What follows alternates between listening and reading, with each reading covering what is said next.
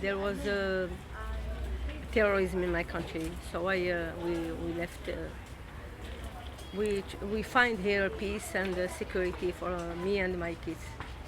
So we came here. We don't think about this before we immigrate. We're just looking for a better life, for a safety, for dignity, for, I won't say freedom, basic human rights and dignity. I knew nothing about real culture until I came here to Canada. When I got in Montreal, I started to see, oh, this person is this and that person's that. And I started to get an understanding of who I was as a person and like what my heritage was, because I had no idea. I just knew that I was around black people, and just looking at myself, I thought I was just black. When I got here, I started to realize that I was multicultural, multiracial. Nothing was a shock that much for me. Some of people, they talking about the culture shock, something. But when I was in my country, it was like culture shock for me already. You know, my country is like very conservative. Cultural shock, of course. You know, like when first I saw two people like kissing each other in the street, I was like, oh my God, what is like? Where is the police? What is going on? You know, it was a very strange experience. And when you come here, you forget about this thing because they are available, of course. It's safe place, it's wonderful, it's 5-star place.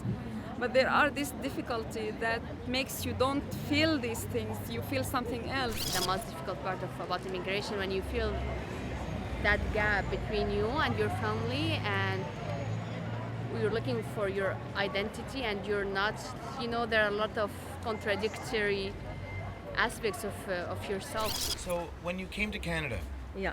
what were the biggest challenges? It's culture, yes. It's not like my country, because in my country when we find somebody, we say hi, hello, how are you? But here no neighbors, no.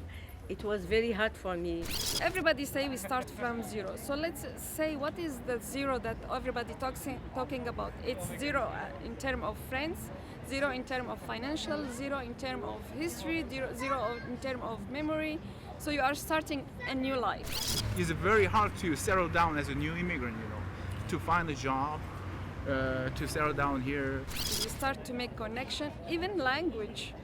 It was zero. So to communicate, you need to get the language to talk to people, and this needs time. There's some obstacle to be the mainstream. So that's why their second generation is not that easy, you know, adapt themselves in the new circumstances again. So sometimes I see like a circulation of poverty again.